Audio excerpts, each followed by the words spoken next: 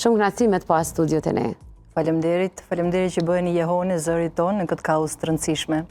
Faleminderit juve që jeni aty për ata të cilët shpesh janë të pakujdesshëm ndaj vetes së tyre nga neglizhenca ose mos dia, sepse jo të gjithë prej neve jemi mjek dhe jo të gjithë e njohim një ndryshim tonin dhe kem nevojë shpesh një zë të fuqishëm siç keni bërë ju, na thrasë dhe të na thoj prit se lëkura jote po flet më shumë se ti. Dhe unë besoj gjatë këtyre ditëve keni pas, po e them thojza lëkura që me zë kanë bërtit për ndryshimet e tyne. Patjetër.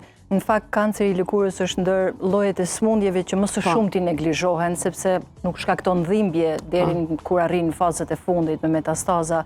Është diçka që e shohim, por nuk na bezdis, nuk e quajmë si të rëndësishme meqense është në lëkurë, nuk e konsiderojmë si kancer në të vërtetë.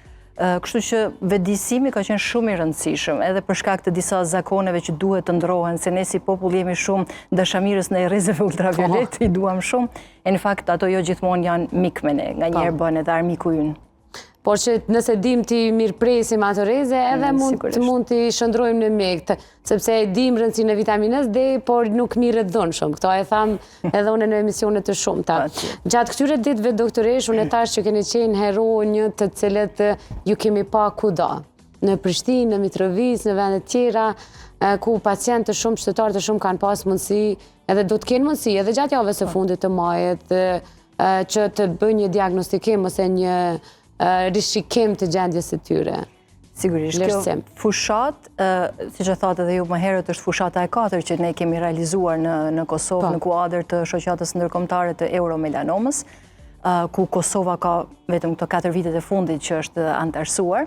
Fushata është ideuar në 2 fronte, po themi, kështu që janë edhe rekomandimet nga Euromelanoma International. E para e dedikuar për popullatën dhe e dyta për target grupet e profesionistëve apo personave më afër problematikës. Kontrollet për falas edhe informacionet, konsultat, kontrollet me dermatoskopi, dua të theksoj dermatoskopi në shumë e rëndësishme, kanë filluar të ofrohen për sheshet e qytetit, në spitalet regionale. I pari event ka qenë në Prishtinë në 12 maj, më pas jemi shpërndar në Prizren, në Pej, në Ferizaj, në Gjilan, në Mitrovic, po ashtu në Gjakov. Këtë vit kemi qenë në formë sateliti gjithandej. Qëllimi ky ka qenë që ta shpërndajmë sa më shumë fjalën dhe njerëzit të vetëdijsohen për mënyrët e mbrojtjes, për parandalimin. Shumë lehtë është parandalojmë se sa më vonë të trajtojmë. Po, a ka pas persona të cilët i kanë kushtuar rëndësi kësaj thirrje të juaj, a kanë ardhur? Ka pasur një interes shumë të madh. Por më tepër që edhe konsultat ishin falas. Kemi dhuruar plot produkte për mbrojtje nga dielli, duke i edukuar si duhet të ruhen dhe të mbrohen. Në ndërkohë që kjo po bëhet në kuadër të parandalimit ose të diagnostikimit të hershëm. Sepse ka shumë rëndësi diagnostikimi i hershëm. Patjetër. Sa më herët që arrim ta njohim një kancer të lëkurës, aq më të mira janë gjasat për trajtim dhe për një jetë pa probleme më tutje.